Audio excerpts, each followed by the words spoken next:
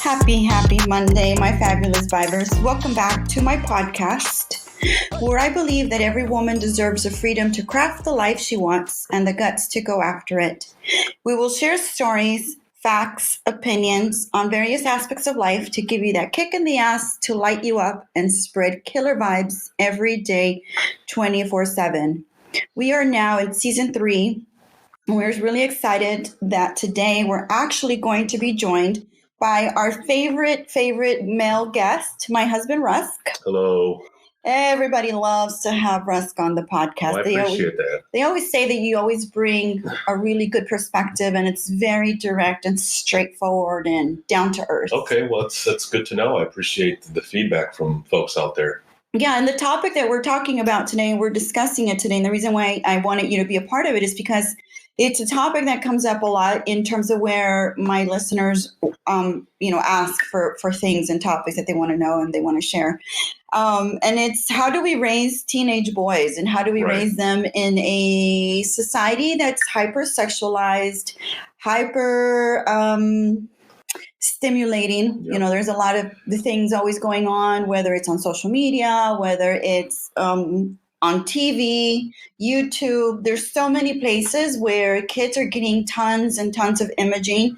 And so how do we manage that? How do we control that? How do we figure out ways to not control, because I don't know if I want to say the word control, but I guess manage it? Well, how to be in tune with current times. Right. Because it's different than it was when we grew up.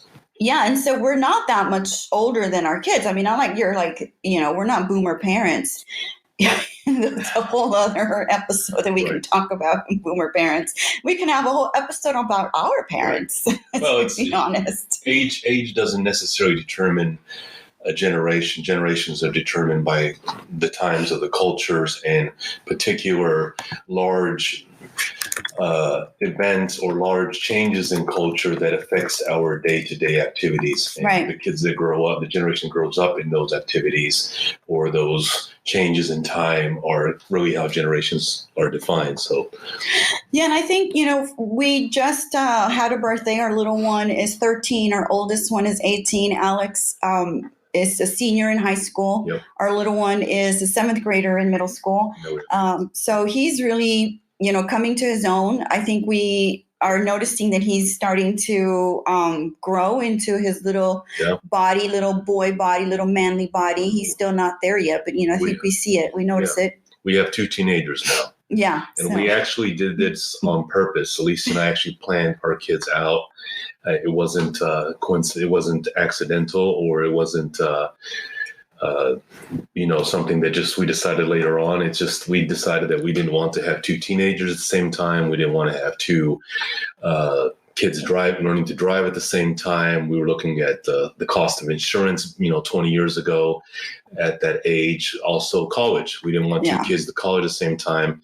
And we kind of rolled the dice on hopefully that one kid would be a mentor towards the other, not necessarily by age, or they would, what we also hope for is that those 2 kids would get along, whether they're 2 girls or 2 boys or a boy-girl combination. That's true. Mm-hmm. And that's kind of worked out for us.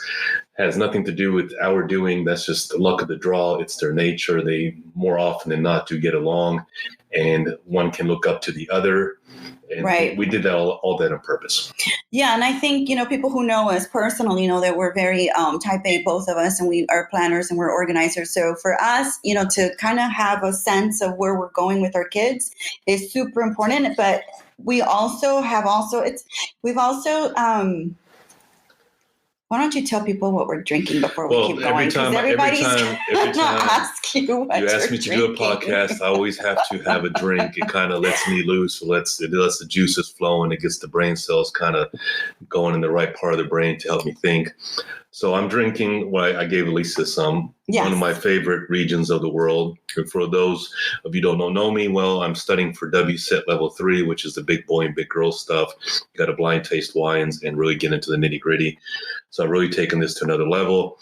And so the region we're drinking from is from Burgundy. It's a 2017 Michel Magnin, Magnin, and it's really good. It's from northern Burgundy in a subregion called Côte d'Or, which means the coast of gold. or the Slopes of Gold. And it's a Grand Cru, which means a great class wine. And these kinds of wines that I particularly get, just real quick, it's hard to find at Specs or Total Wine. Yeah. You can really find them at specialized stores like Houston Wine Merchant, or better yet, you go see my boy, Brandon Kern, oh, he's at Wines, so good at this. winesbybk.com. Yeah. That's the wine school that I go to. He's the director of purchasing and inventory over there. Great guy. And he curates wines. He curates wines based on your taste, your personality, your lifestyle. It's just such a great service he has. So go check him out if you want something different than what you get the generic or the mass-produced stuff at the big retail stores. Yeah, no. So I think it's just amazing that you're taking this class, because I get to take the class with you and try some of the stuff you're trying, which I love. You're along for the ride. Yeah, I'm always along for the ride. You can never leave me behind, ever.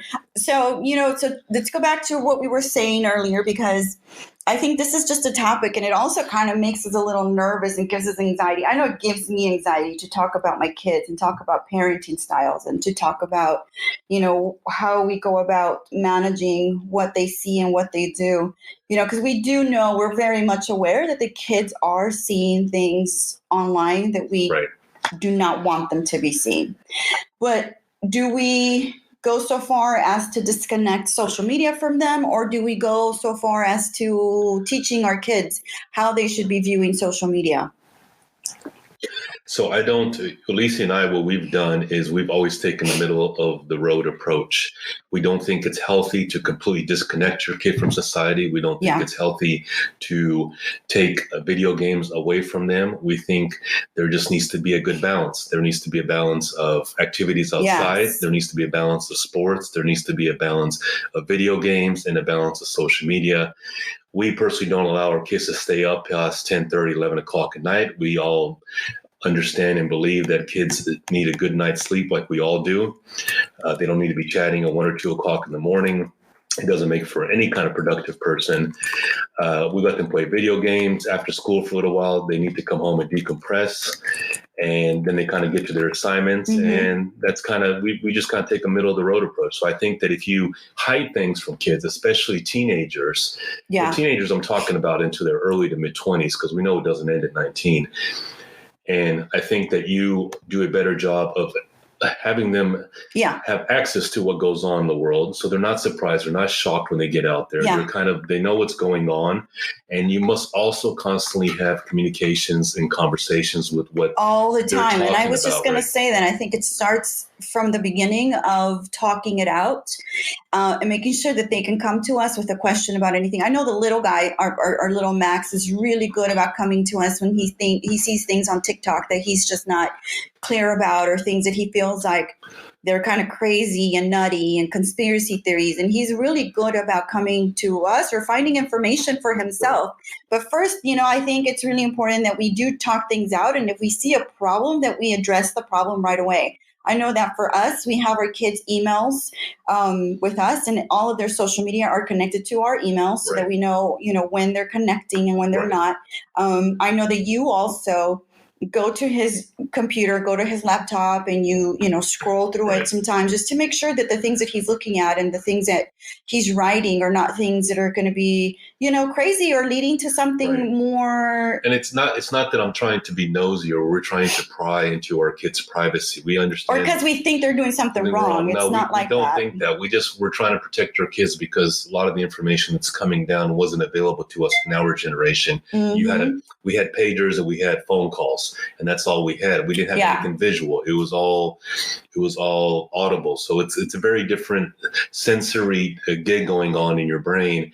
So when these kids see this stuff at that age and they can't handle all that information, you're just kind of making sure. But we're not on top of our kids. We kind of check in from time to time. And but what we always tell them is we're always open to any kind of conversation, and nothing is too uncomfortable. Yeah. And also whenever current events are happening and things that are, difficult, like yesterday, all the stuff that was going on yesterday with the or all the things that were going on this week. It's just everything that's been going on for the whole year. We have a conversation with the boys about it, so that they know that whatever they're seeing online, because sometimes some kids are going to YouTube to find information, and a lot of things on YouTube are not true. They're fake. A lot of things are brought in by conspiracy theorists.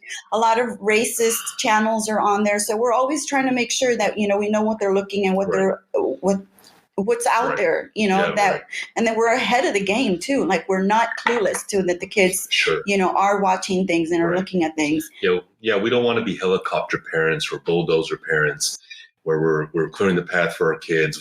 We want them to have some sense of responsibility for their actions, but we also want to make sure that they don't get into trouble, because there are mean people out there, and they can do mean things, and they can lure a naive kid, even though you think that your kid is precocious and he's aware of things, but we're all human. We're all mistakes. We're realistic as parents that those things can happen even to the smartest kids, the most mature kids.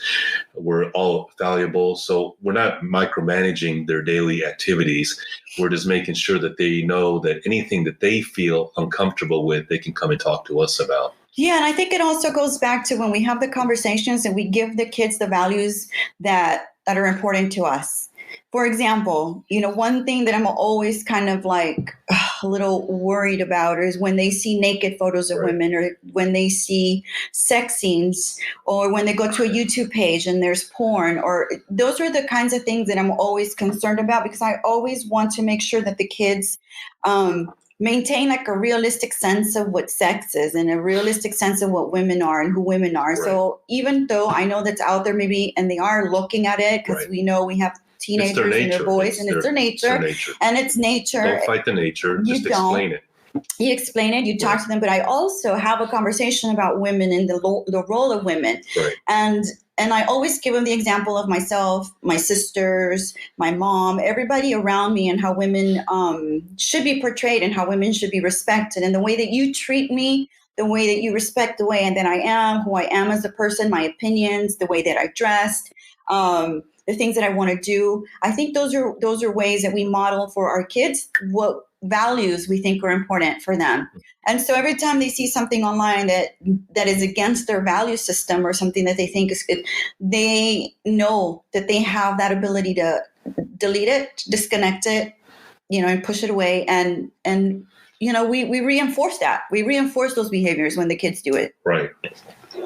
I think it's just important that we maintain a sense of like alertness, but not an overbearing way. I think what you also we were discussing this a few days ago, is that when they look at, for example, stuff on social media, it portrays or shines a negative light upon women as sex objects. Yeah. That makes it okay for boys that don't understand that there's that disconnect there. I'm not a psychologist, but I know if you see somebody doing that particular act without understanding how gray of an area that is, those are performers, right? Those are people that get paid for a profession. They chose that profession.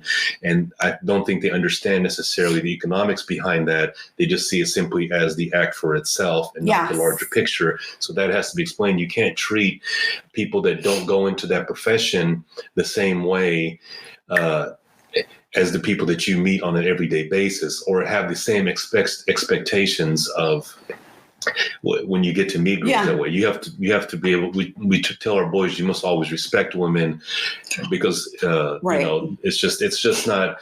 You don't want them to fall into that trap, because they can be influenced easily, and don't think that your kids can't, because you may have a straight A kid. He can be 4.0 GPA. Yeah. He can be extremely mature, but we've heard time and time again that even those kids fall through the cracks too. Right. Because they're kids, and they're not, their brains are not connecting, where we think that it's that impulsive nature. And we have to remember to kind of teach them to think things through and process things a little bit slower. We always tell the boys, you have to slow down. When you start to get excited about something, slow down and think about it before you do anything that you're going to regret, because another thing that I want to also reiterate to women and to moms and to dads that are out there is not to be afraid to have that conversation with your kid, even if you see it or you think something's happening. We had a situation where at Westside, kids were sharing photos of a girl who, was fabulous and classy, are raging at the moment. Do you need a touch up? Does your closet need an update? Or are you feeling a bit out of touch with the decade's trends? Just shoot me a DM at think_chick and we'll plan out the perfect fashion strategy for you. Was showing her breast. And so she had shared the photo with one person. That one person, takes a snapshot, what is it called? The screenshot. Right. And then they send it over and over to other people. And so now she's embarrassed. Right. Now she's humiliated. Yeah. Now you've participated in something that humiliated her. Right. So when we saw that notification come through, the first thing we did was we had that conversation with the boys and we were like, this is just not this is not appropriate. This is just something your dad and I would never, ever want you to ever do and ever participate in, because this is so against what we value. We just told them very simply, just don't do dumb shit. Yeah, exactly. And just very clear. It's the golden. You don't want it done to you. Don't do it to other people. Don't put yourself in a position to be compromised. Yeah. Right? It's technology is available to you that wasn't available to us when we were growing up. So it's riskier. You have some benefits to technology. Information is more readily available. You don't necessarily have to go to a library or look up words in a dictionary like we did the old-fashioned way. You have everything at your hands. They go to Google. You can fix things. You can be a handyman a lot easier on YouTube and stuff. They learn through YouTube. It's YouTube is a school for them. It is a school for them. So, but on the downside is that those things can have repercussions as well. Right. And I think another question that somebody had asked us to look into is how do you keep your boys grounded, right? How do you keep them? And that is a really good question. And both of our boys are athletes. They both have been playing basketball since they were in kindergarten. And the one thing that I constantly repeat to them is stay humble and stay hungry. I got that from, I'm a big tennis fan. I'm a big Roger Federer fan, but it was actually his arch nemesis, Nadal's uncle, that had told him that. I had heard it one day on an interview by Rafael Nadal. And I thought that had always stuck with me for many years. Stay humble and stay hungry, work hard. There's a fine line between confidence and cockiness. Yeah. And I think that also is something that we reiterate to our kids. It's important to be confident, but the confidence is built up through experience, through hard work, through an understanding of what it is that you're doing. And cockiness is something that has a lot of pseudo psychology behind it. It's not necessarily something that's realistic. Yeah. Yeah, that's the way I see it. But I'm not a trained psychologist. So no, but I think the kids really understand when they see leaders or they see people in power, how they behave and how they act, so that's why it's so important that we always have really good role models and that we model ourselves what we think and what we see and how important things are for us.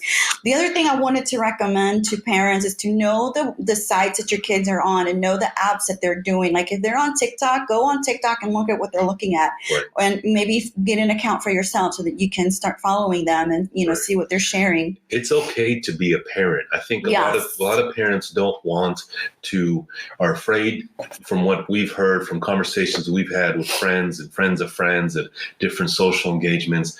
They don't want to look over their kids because they think there's that level of privacy that they need, and you can still give that level of privacy. You just have to find the right balance. Every now and then check up on them and just keep what we do, and I'm not suggesting what other people should do, is that to keep that communication going. So they will tell you, they will come to you when they know they can be open with you about something they don't understand or they're uncomfortable with. They have a natural kind of sense, more often than not, between morally what's right and morally what's wrong. And I think that if you kind of blast everything to everybody else and you judge people too quickly, then you create this sense of wrong in a lot of things, and then they become uncomfortable because sometimes they may agree with it, but then they don't know how to approach you with it because they feel like you're going to freak out or you're going to judge them. About it. You have to understand the world is extremely gray, and you operate in the gray, you live in the gray, and then you have to understand that what works for you doesn't work for other people. Yeah, we're all hardwired different. And everything is relative, and you just have to explain when something is strange to them. They have to be able to come to you, and you explain to them why it is that it's strange. Yeah, and I think one thing that I've heard mothers say before, and mothers have asked me before, is, do you monitor what they're looking? Yeah, we do. We're not obsessive over it, but we do. We talk about it. We don't do it every day. We do keep an eye on things. We do ask them questions.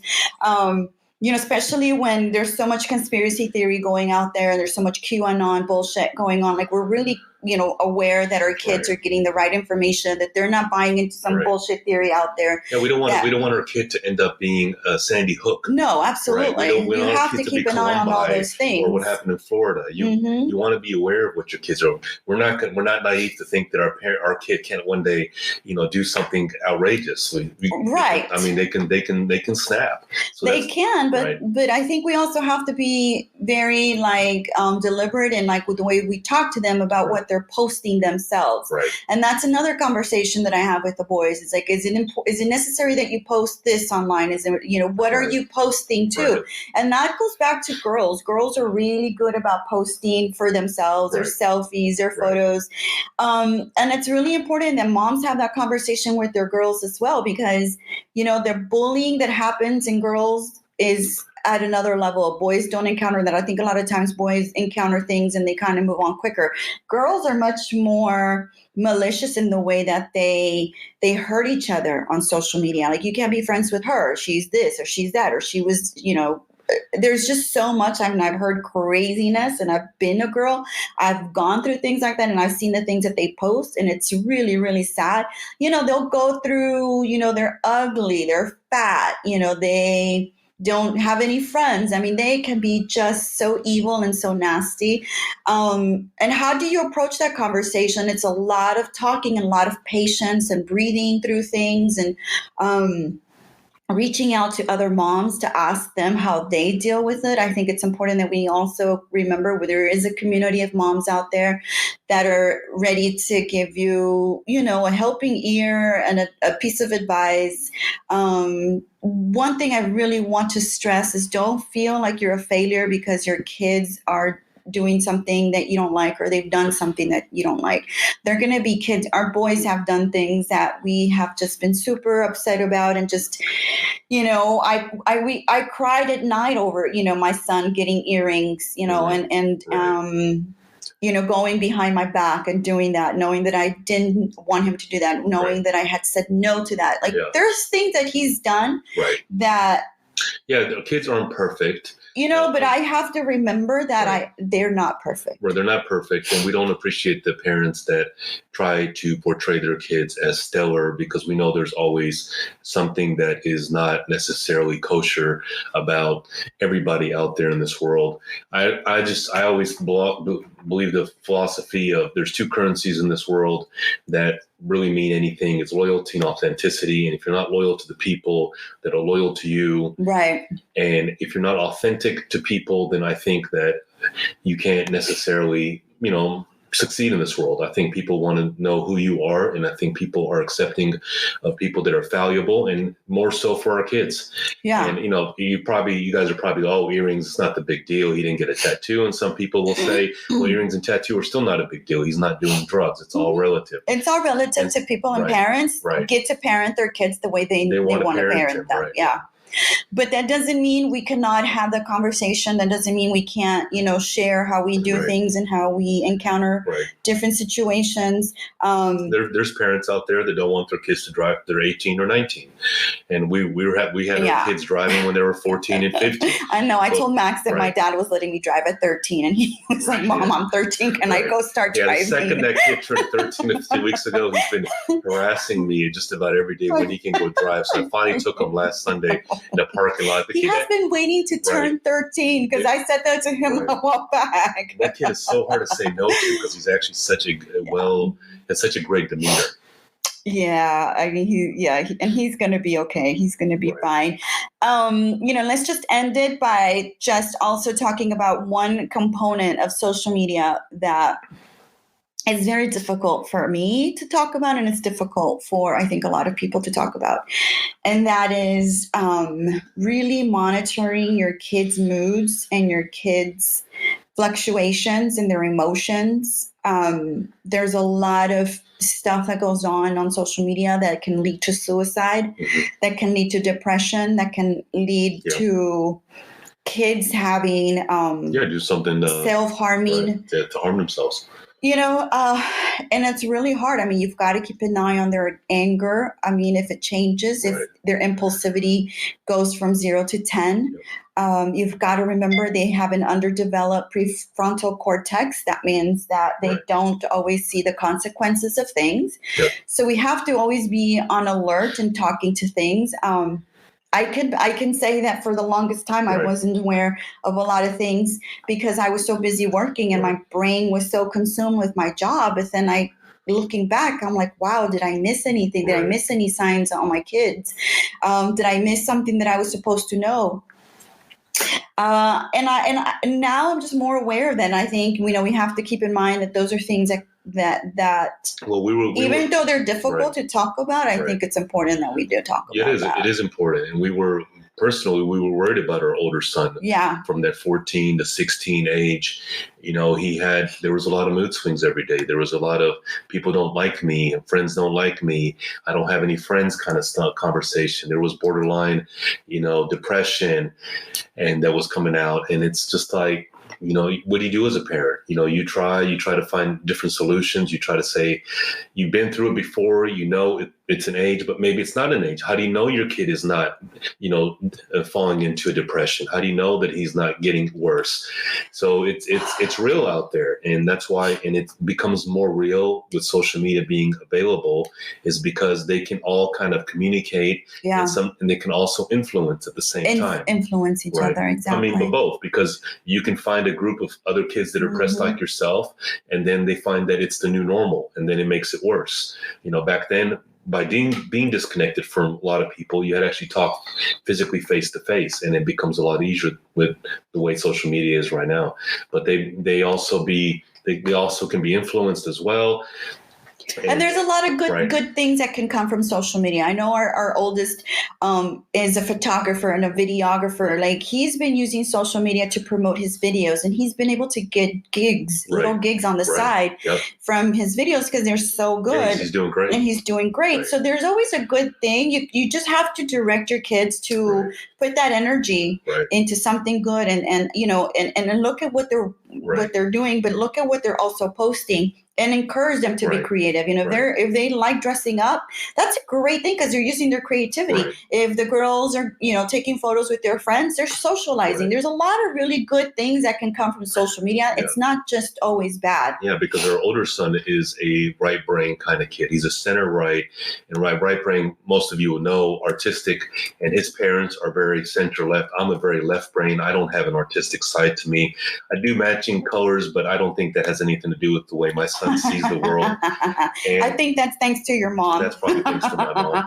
But the thing is that I didn't demand, we didn't push him to do something that we understood. We let him flourish, and we encouraged him, and then we created avenues for him to prosper in it, and and you told him that he needed to prove himself before you were able to purchase anything for him, because I think that's one thing that I think was so good that you did that for him, because he went out to show you that he has the talent and the skills. Yeah, because he wanted this high-tech camera, this high-tech. Oh yeah, and it's expensive. All of that equipment is expensive. It was thousands of dollars for the kid, but we made him work at it for about a year. He did those gigs on the side with a mediocre camera. He showed up on time. He started something. He finished it. He got paid for it. He moved on to the next gig. So I figured this kid is serious about what he wants to do. And then so he kind of proved it. So we kind of gave him a little bit of a push, but we didn't give him, a complete, stepping stone. We gave him like half a step to get it there. So we're always about the middle ground. We're always the middle ground. My father used to say, and his father, my grandfather, which I never knew from my father's side, but he used to say, don't always look up too high, don't always look too low, because you're going to hurt your neck. He's always look in the middle, because that's when, it's less stress on your neck, obviously. So I think that's... No, but that's in moderation. That's always looking at things in the middle, the gray side. It's not all black. It's not all white. So let's just recap a little bit for our listeners what we talked about today. We talked about teenagers in a hypersexualized world. We talked a little bit from our point of view, which we have two boys, an 18 and a 13-year-old. If you know our boys, if you don't, go to my social media and look them up. They're super cute. They got great smiles. They have great skin too, thanks to me. Yeah. Anyway. And they have your hair too. So let me just recap and just say, you know what?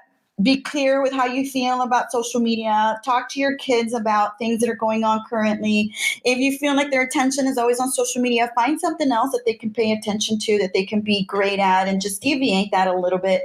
But be a parent. Don't be scared to have the conversation with them. And also remember, there's a community of moms out there that are ready to talk about it. Model the behavior. If you want to see something from your kids, you're the prime example for that. Again, I'm so grateful for you guys listening in. We are so thankful to Mr.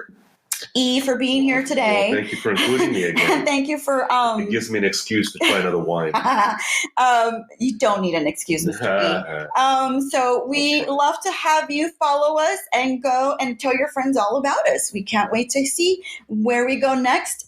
Next episode is coming up, and so keep an eye out and follow us at Vibes by Alicia. Love you guys. Thank you.